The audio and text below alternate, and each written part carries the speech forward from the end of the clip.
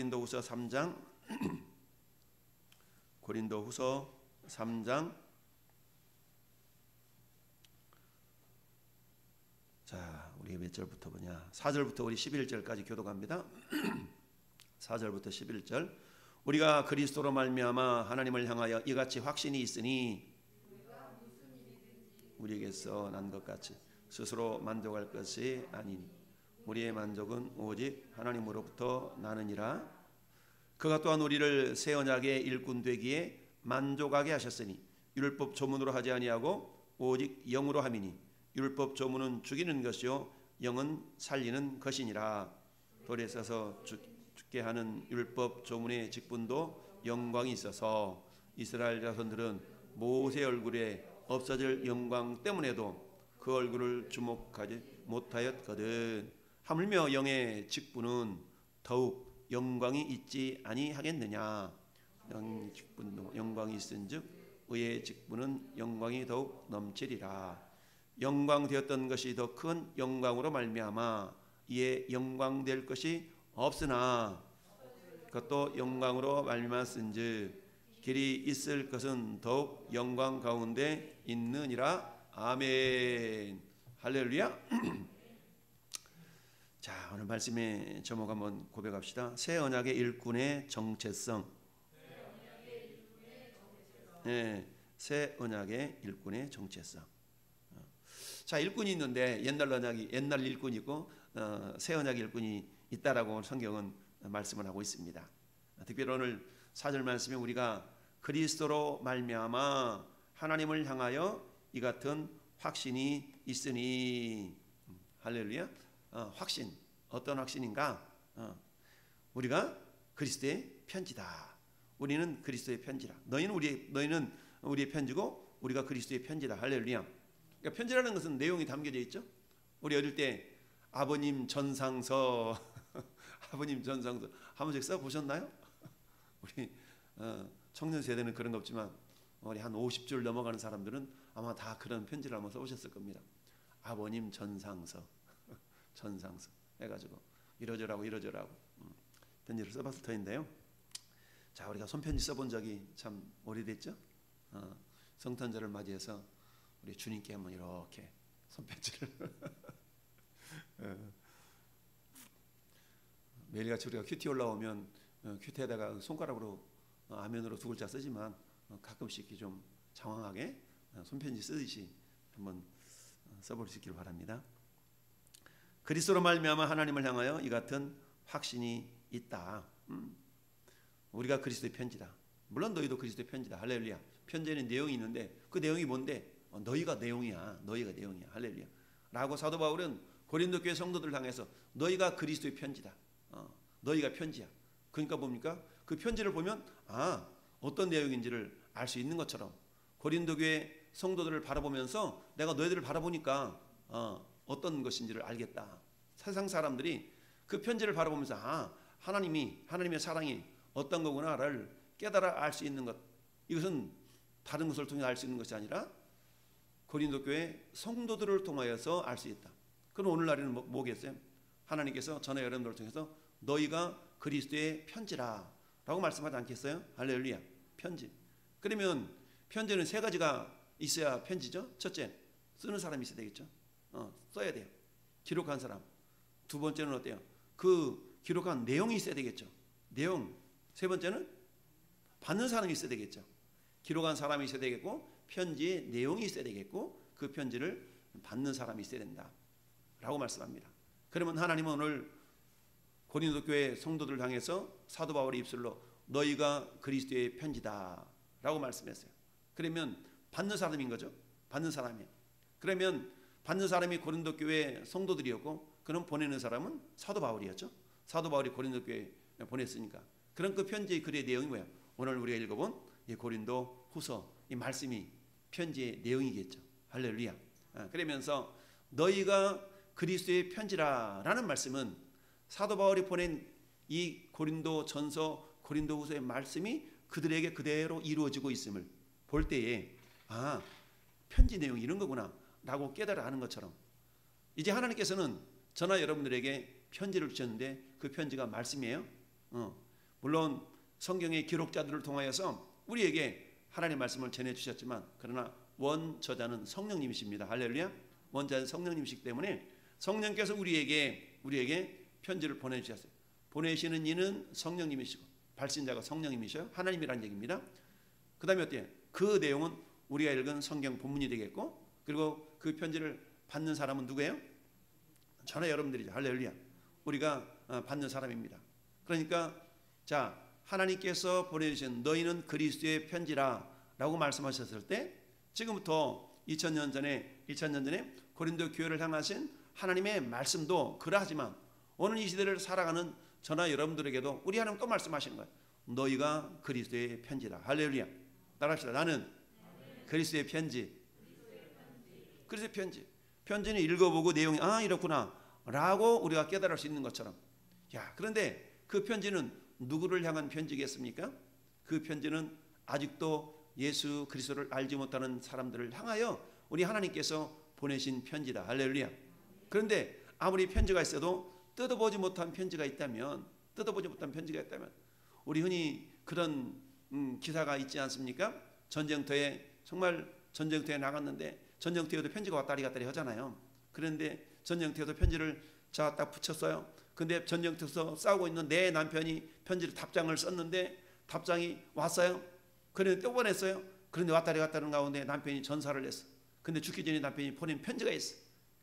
지금 이곳은 포탄이 터지고 총알이 왔다 갔다 하는 가운데 있는데 내가 건강하게 잘 살고 있어 라고 하면서 편지를 보냈는데 편지가 부인에게 도착하기도 전에 이를테면 죽어버렸다면 또 전사 통지서가 가잖아요.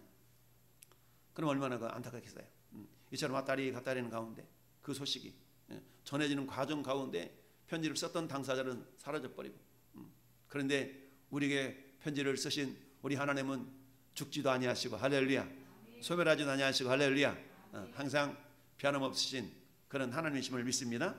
그 하나님 오늘도 여전히 우리에게 성령을 통하여서 말씀하신다. 따라서 하나님이 기록한 그 편지의 내용은 죽어있는 글이 아니라 살아계신 말씀이다. 할렐루야.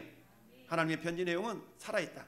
그래서 우리가 그리스도로 말미암아 하나님을 향하여 이 같은 확신이 있으니 그 확신은 어떤 확신이요? 내가 그리스도의 편지라는 확신입니다. 할렐루야. 따라합시다. 내가 그리스도의 편지, 그리스도의 편지라는 확신이 있어야 됩니다. 이 확신을 가지고 우리가 무슨 일이든지 우리에게서 나는 것 같이 스스로 만족할 것이 아니니 우리의 만족은 오직 하나님으로부터 나느니라. 할렐루야. 여러분, 그리스도인들의 참된 만족은 오직 하나님에게서만 찾을 수 있어야 됩니다. 할렐루야. 이 기쁨 주님 주신 거, 이 기쁨 주님 주신 거. 할렐루야. 여러분, 세상에 우리 육신을 즐겁게 하는 많은 것들이 있습니다. 오늘 이 밤에 우리가 기도 자리에 나온 것은 어때요?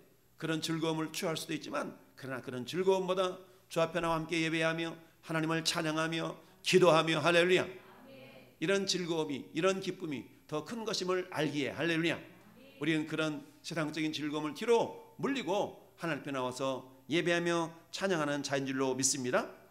스스로 만족할 것이 아니니 우리의 만족은 오직 하나님으로부터 나느니라. 할렐루야. 우리의 만족은 하나님으로부터 난다는 얘기입니다. 저는 여러분들이 이 밤에 주 앞에 나와서 예배당을 청소하고 어떻게든지 하나님께 찬양하며 예배하는 이 모든 그런 과정 속에서 정말 그 기쁨이 주님으로부터 주어지기 때문에 할렐루야, 주님이 주시는 만족함, 그 만족함으로, 그리스도인이 뭐냐? 그리스도인은 주님이 주시는 기쁨과 만족함으로 살아가는 사람들이 그리스도인이다. 여러분, 우리가 보통 아이돌 가수라고 얘기하잖아요.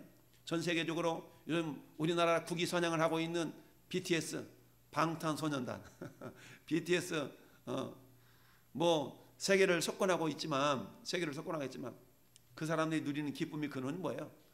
그들이 누리는 기쁨의 근원인 하나님이겠습니까? 아니죠. 그들이 누리는 기쁨은 뭐예요? 세계 팬들로부터 오는 박수갈채, 매스컴에서 그들의 이름을 막 거론하고, 그러다 보니까 나이가 30줄에 다 접어들어도 1년 더 군대 가기를 연기하고, 어때요? 그들이 지금 맞이하고 있는, 받고 있는 그 박수갈채와 그 환호와 이런 것들을 어때요? 내려놓고 군대 가서 국방 의무를 다치기보다는 어때요? 그 영광을 더 누리고 싶은 거예요. 뭡니까? 그들의 만족은 어디로부터 오는 거예요? 세계적인 팬들로부터 오는 거죠. 그러나 여러분, 우리는 세계적인 팬이 없다 할지라도 우리는 주님이 우리를 보장하시고 할렐루야, 우리를 보호하시고 할렐루야. 우리로 하여금 주님이 뭐라고 말씀하십니까? 내가 너희로 놋 성벽이 되게 하겠다 할렐루야 라고 우리 예레미야 선지자가 말씀하신 것처럼 우리 하나님, 우리의 만족은 오직 하나님부터 납니다 할렐루야. 우리의 만족, 내가 무엇으로 만족할 수 있을 것인가? 세상에 많은 것들이 우리에게 만족을 줄 수 있지만 그러나 세상이 주는 만족이라는 것은 일시적이요, 찰나적이요, 제한적이요 할렐루야. 그러나 주님과 우리와의 관계가 원활하게 지속되기만 한다면 이 만족과 이 기쁨이라는 것은 저 영원한 하늘나라에까지 이르게 되어 있습니다. 여러분, 건불 10년이라고 그랬습니다. 아무리 세상에 권세가 많이 있다 할지라도 10년 이상을 가지 못한다라는 얘기입니다. 아무리 자기가 어떤 이익을 취하고 정말 억만 년 살 것 같은 그런 부유함이 있을 것 같지만 오늘도 어떤 사람이 자기 아파트에서 뛰어내려 자살했다는 그런 안타까운 소식이 전해지지 않습니까? 그 이유는 뭐예요? 2억 원 뭘 받았다는 그것 때문에 자살해 죽을 지경이니까 참 안타깝지 않습니까? 물론 그게 다는 아니겠지만 어찌하든 왜 그래요? 그들은 그것으로 만족을 누릴 수 있기 때문에. 그러나 그 만족이 사라져버리니까 살 의욕조차를 잃어버린 겁니다. 그러나 여러분, 우리는 그것들로 인하여서 만족함을 누리는 존재가 아니라 오직 우리의 만족은 하나님께로부터 있습니다. 우리의 만족은 예수 그리스도부터 있습니다. 그러면서 6절 같이 한번 합독합시다. 6절, 그가 또한 우리를 새 언약의 일꾼되게 만족하게 하셨으니 율법 조문으로 하지 아니하고 오직 영으로 함이니 율법 조문은 죽이는 것이요 영은 살리는 것이니라. 아멘 할렐루야. 영혼을 살리는 것. 자, 우리가 오늘 말씀의 제목이 새 언약의 일꾼의 정체성이라고 했습니다. 새 언약의 일꾼, 새 언약의 일꾼의 정체성. 네가 누구냐? 이게 정체성이죠. I'm a Christian. I am a Christian. 나는 그리스도인입니다. 이게 정체성 아닙니까? 네가 누구냐? 당신이 누구십니까? 나는 하나님의 사람입니다. 나는 그리스도인입니다. 참, 이 한마디로만 탁 외친다 할지라도 할렐루야, 얼마나 멋있는 말인데요. 그가 우리를 또한 새 언약의 일꾼 되게 만족하게 하셨으니, 새 언약의 일꾼 되게 만족하게 하셨다. 할렐루야. 새 언약 일꾼 되게 만족하게 하셨다. 여러분, 우리가 새 언약의 일꾼, 그럼 옛 언약도 있겠죠? 옛 언약과 새 언약의 차이는 뭘까요? 옛 언약은 모세를 통하여 주어지신 시내산에 주어지신 율법을 통한 맺으신 언약이라 할 수 있습니다. 새 언약은 뭐예요? 예수 그리스도께서 십자가에 죽으시고 부활하시면서 주셨던 그 언약이다라고 말씀할 수 있어요. 그러면 옛 언약을 우리 한마디로 말하면 율법이라고 얘기하죠. 여러분, 율법의 기능이 뭡니까? 율법의 목적이 뭡니까? 율법의 기능이라는 것은 죄를 드러내는 겁니다. 죄를 들춰내는 겁니다. 율법은 죄를 들춰내는 거예요. 마치 로마서 6장 23절에 죄의 삭은 사망이요. 죄의 삭은 사망이요. 즉 율법의 기능은 죄를 바라볼 수 있게 하는 겁니다. 내가 뭔 잘못을 했는데, 내가 뭔 잘못을 했다고 나는 법 없이도 살 사람이야. 이런 사람들은 뭐예요? 아직 율법 앞에 자기 자신이 비춰지지 않는 사람이에요. 그런데 오호라 나는 곤고한 사람이로다. 이 사망의 몸에서 누가 나를 건져내랴? 라고 고백할 수 있는 사람들은 율법에 자기 자신을 비춘 자입니다. 우리는 예수 그리스도를 만나고 새 언약의 일꾼이 되기 위해서는 첫 단계가 뭐냐? 내 자신을 율법에 비추어 볼 수 있어야 됩니다. 할렐루야. 여러분, 율법의 기능은 뭐라고 그랬습니까? 죄를 발견하게 하는 겁니다. 한마디 하면 내 꼬라지를 꼴을 우리 사투리로 말하면 꼬라지라고 표현하지 않습니까? 꼬라지. 내 꼴을 본다. 야, 니 좀 꼴 봐. 니 꼴이 뭐냐? 니 꼴이 그게 뭐야? 니 꼴이 그게 뭐야? 좀 험하게 말하면 니 꼬라지가 그게 뭐냐? 꼴. 하나님 우리에게 주신 꼴. 다른 말로 하면 하나님의 형상이에요. 하나님의 형상을 한 글자로 표현하면 꼴이에요. 꼴. 하나님은 저와 여러분들에게 하나님의 꼴을 주셨습니다. 할렐루야.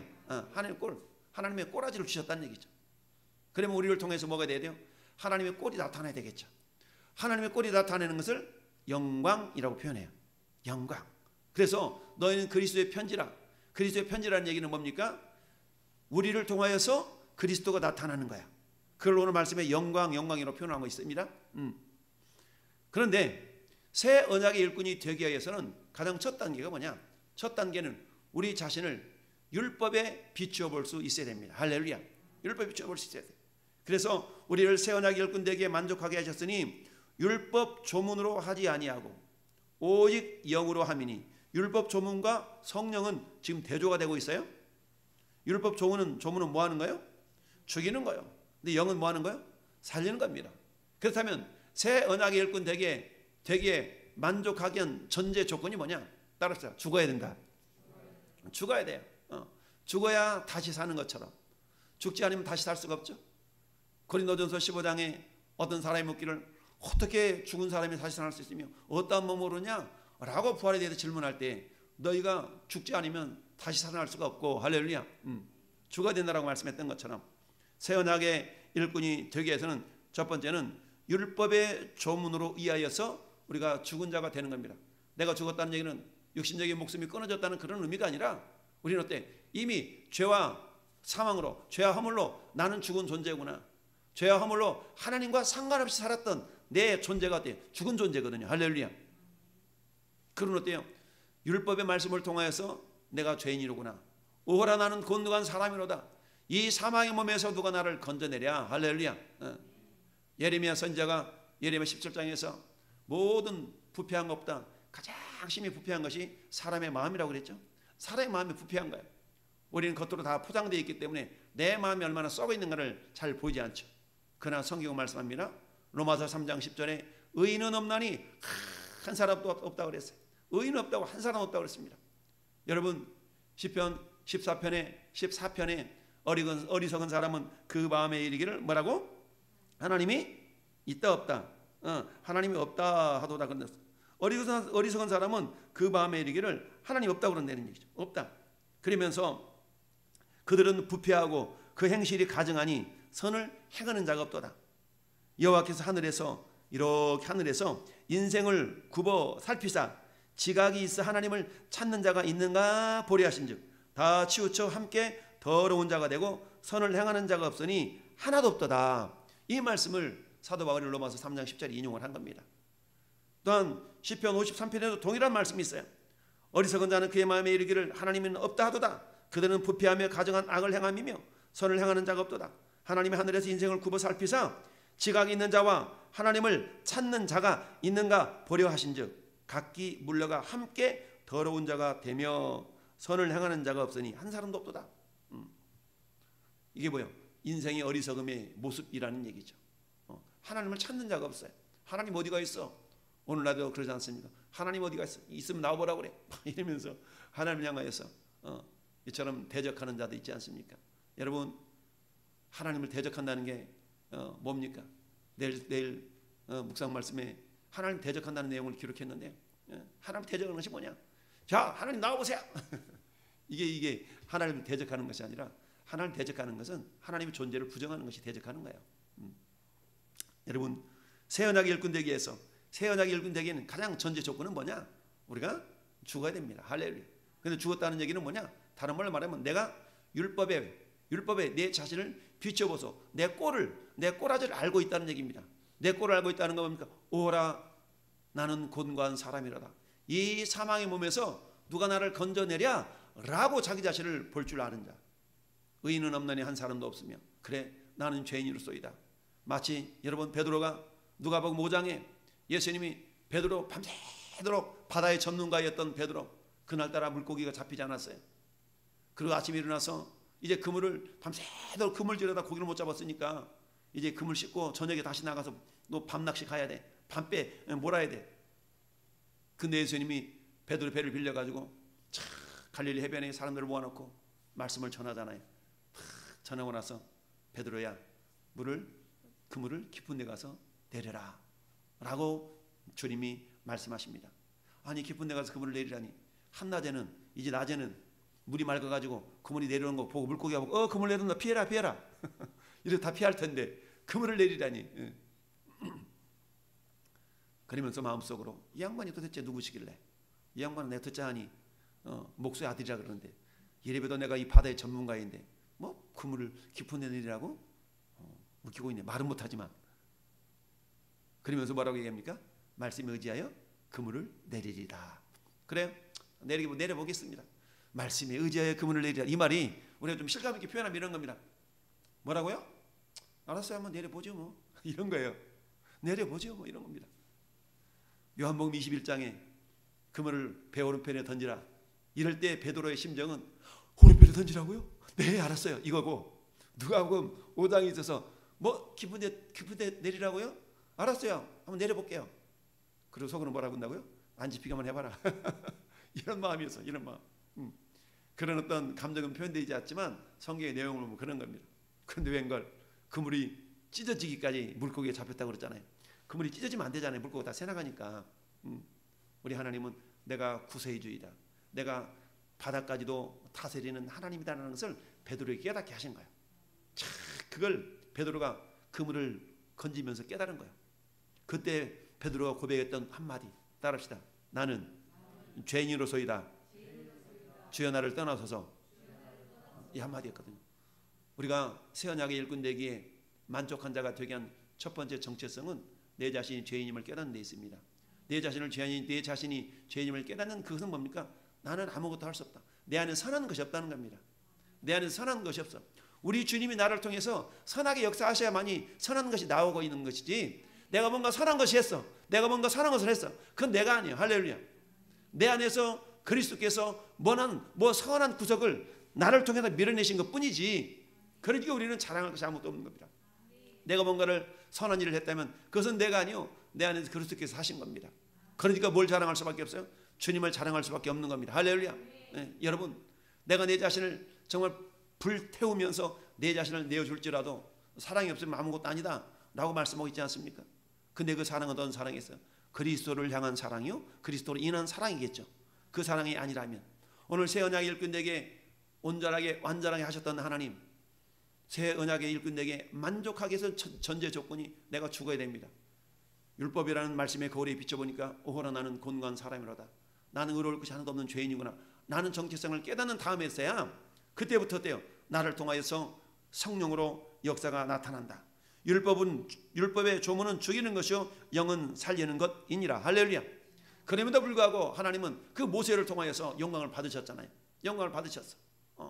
이 율법은 모세를 통해 주어진 것입니다.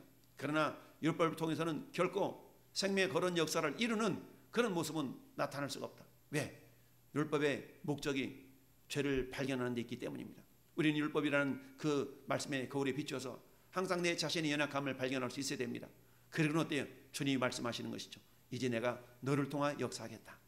그 전까지는 어때요? 내가 그러니까 뭔가 잘하고 있으면 내가 한 일이니까 영광이 내 것이죠.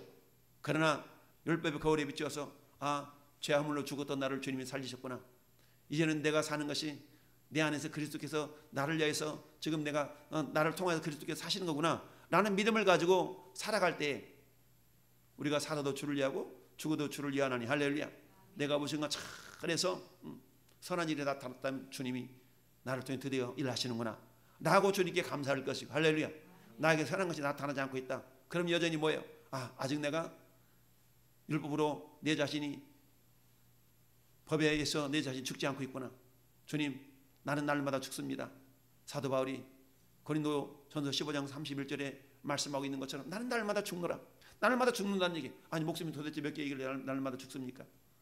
목숨을 죽는다는 의미가 아니라 여전히 내가 죄 가운데 있구나.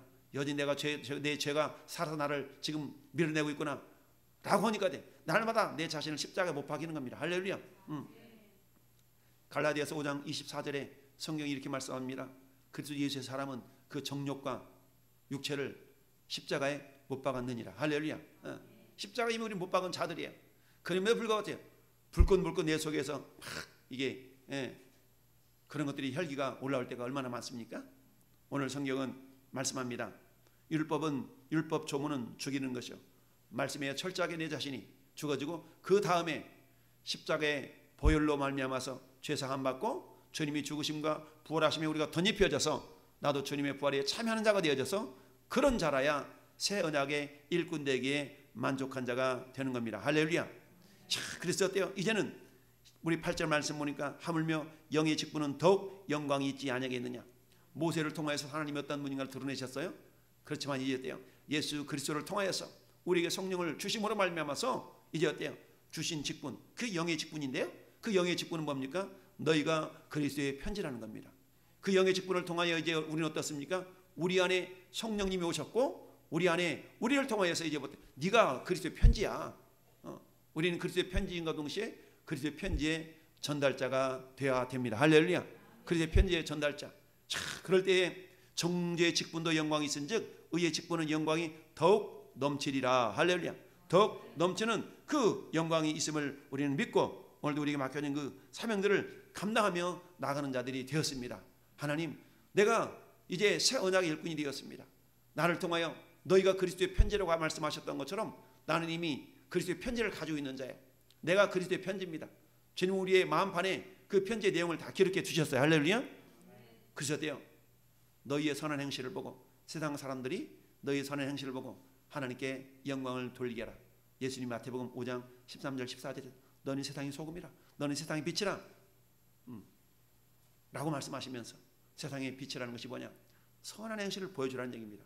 주님의 마음을 품고 주님의 사랑의 마음을 품고 할렐루야. 우리가 그리스도의 편지임을 기억하되 그 편지를 우리는 전달하는 전달자인과 동시에 또한 우리가 새 언약의 일꾼이다. 할렐루야. 새 언약. 새 언약은 그리스도 예수의 피로 맺은 언약이거든요. 어떤 죄를 지었다 할지라도 예수 그리스도를 영접하면 그 죄가 사함받고 하나님의 자녀가 되는 할렐루야. 놀라운 권세. 이 권세를 우리를 통해서 전달이 되어야 돼. 그 전달을 전달하는 그 통로, 그 메신저, 이게 새 언약의 일꾼인 줄 믿습니다. 그래서 11절 말씀에 없어질 것도 영광으로 말미암았은즉 길이 있을 것은 더욱 영광 가운데 있느니라. 할렐루야. 없어질 건 뭡니까? 율법이죠. 율법을 통해 주어진 정죄의 직분은 없어질 거예요. 그래서 모세를 통하여서 모세는 그림자죠. 예수님은 어때요? 실체죠.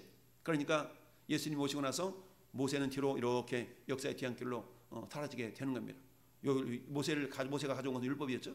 율법을 통해 우리 자신의 한계를 깨닫고 그 한계를 초월하고 이길 수 있는 유일한 비결이 십자가니까 십자가를 깨닫고 그렇지 나는 할 수 없지만 주님이 내 안에서 행하시는구나. 그래서 나는 어때? 내 안에서 선한 것이 나온다면 주님의 은혜요 주님께 영광이다. 할렐루야.